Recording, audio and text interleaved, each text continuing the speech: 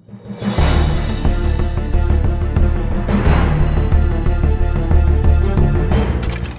दोस्तों, कैसे हैं आप लोग। तो दोस्तों उम्मीद करता हूँ सारे मेरे भाई बहुत अच्छे होंगे। और दोस्तों आज तारीख हो गई है 9 जून 2023, मॉर्निंग टाइम है, 11 बज रहे हैं। और एक बार फिर से एक टॉपिक लेकर के मैं आपके सामने आ चुका हूँ। टॉपिक वो है दोस्तों जो कि एक नहीं कई सारे कमेंट्स में मेरे से पूछा गया है, और उससे रिलेटेड काफ़ी सारे सवाल जो होते हैं अपने भाइयों के रहते हैं, और वो टॉपिक को क्लियर करना अभी ज़रूरी है।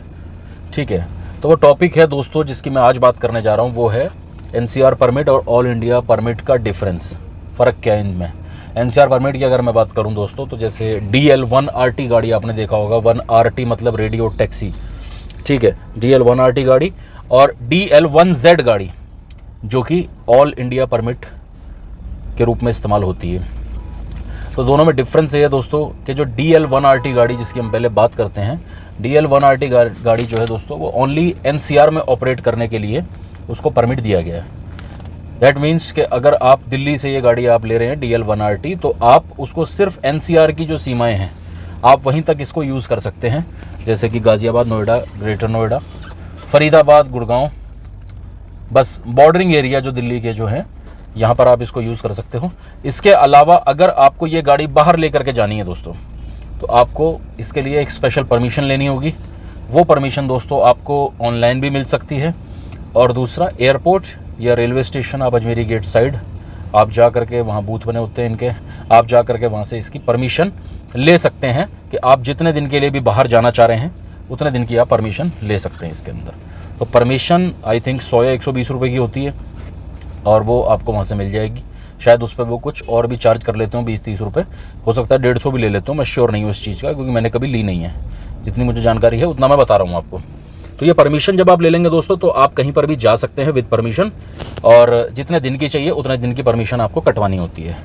ठीक है दोस्तों, तो ये आपको करना है। इसके अलावा क्या है दोस्तों, इस परमिट में आपको टैक्स का बेनिफिट ज़रूर होता है।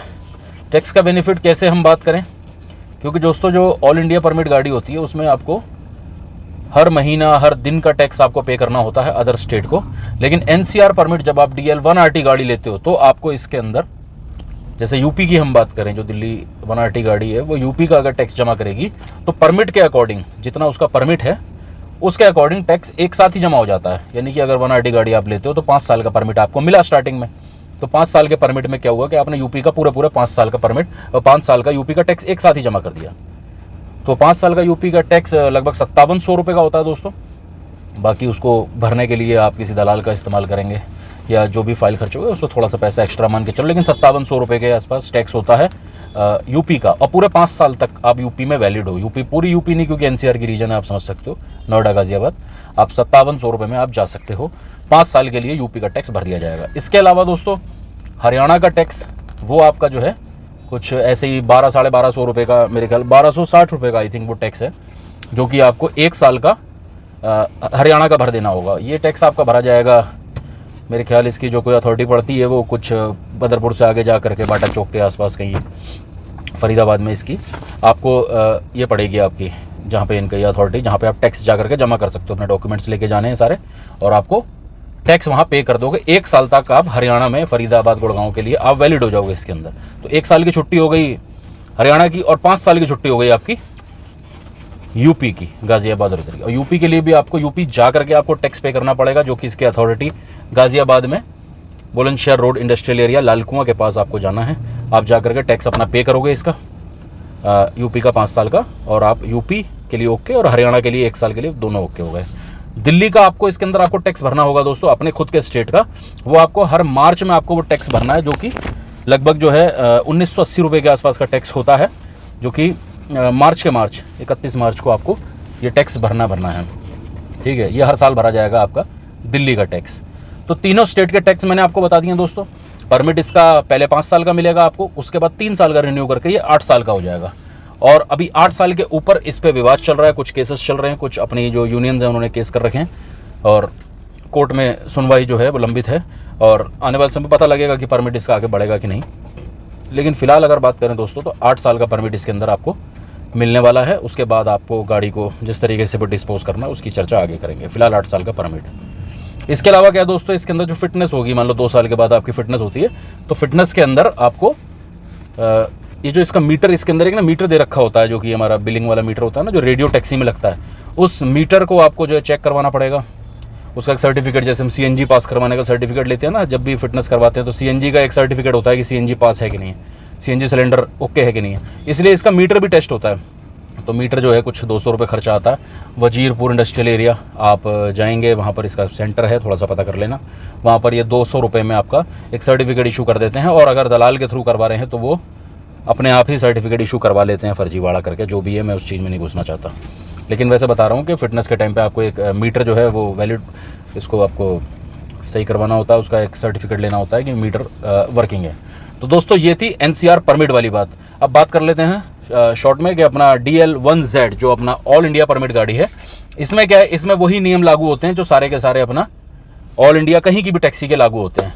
लेकिन इसमें एक बेनिफिट ये होता है दोस्तों, जो DL1Z गाड़ी है, इसमें आपको अपने स्टेट का खुद का जो दिल्ली का टैक्स है वो आपको नहीं पे करना होता है।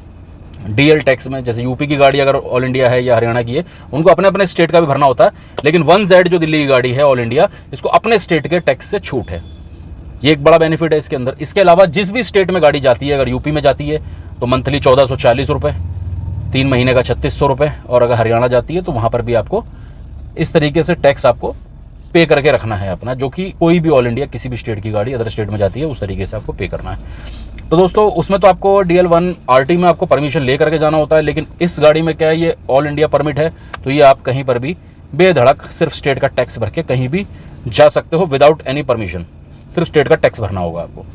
इसका परमिट भी दोस्तों 8 साल का है, और आगे देखें कि बढ़ता है कि नहीं बढ़ता। शायद बताते हैं लोग कि आगे ये और भी बढ़ सकता है 2 साल का, लेकिन वो गाड़ी की कंडीशन के ऊपर डिपेंड करता है। खैर इस पर विवाद है, अभी श्योर नहीं है इस चीज़ का कि बढ़ेगा कि नहीं बढ़ेगा, लेकिन 8 साल तो है ये दोस्तों। तो मेरी अगर पसंद की बात करें दोस्तों, मैं DL1 RT को सेकंड रखूँगा और फर्स्ट रखूँगा मैं DL1Z को, क्योंकि ऑल इंडिया परमिट का अपना अलग मज़ा है।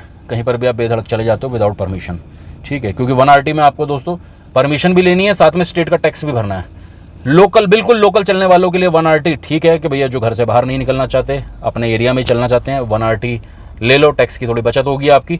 और 1Z अगर आप लंबी लंबी उड़ान भरना चाहते हो तो आपको 1Z all India taxi permit लेनी ही होगी दोस्तों, ठीक है दोस्तों। तो मैंने आपको दोनों चीज़ों का डिफरेंस बता दिया है। मेरी चॉइस में DL1Z ज़्यादा बेटर है, अगर मैं अपनी बात करूं। क्यों? क्योंकि बाहर अगर जाना चाहते हो तो 1Z गाड़ी से बेहतर नहीं हो सकता दोस्तों। तो मैंने डिफरेंस बता दिया दोस्तों आपको, NCR परमिट और ऑल इंडिया परमिट, DL1Z और DL1 RT रेडियो टैक्सी के बारे में मैंने आपको बता दिया है। मेरी ये जानकारी उन भाइयों ने जिन्होंने कमेंट्स किए हैं उनके लिए भी महत्वपूर्ण रही होगी, और अगर जो भी आगे भी इस चीज़ को जानकारी चाहे, और जो भी भाई अभी वीडियो देख रहा है, अगर पसंद आए तो वीडियो लाइक कर देना, नए हो चैनल पर तो सब्सक्राइब कर देना, ठीक है दोस्तों। मिलते हैं ऐसी यूज़फुल टिप्स के साथ, यूज़फुल इन्फॉर्मेशन के साथ, ठीक है दोस्तों। मिलते हैं फिर नेक्स्ट वीडियो में, तब तक के लिए गुड बाय।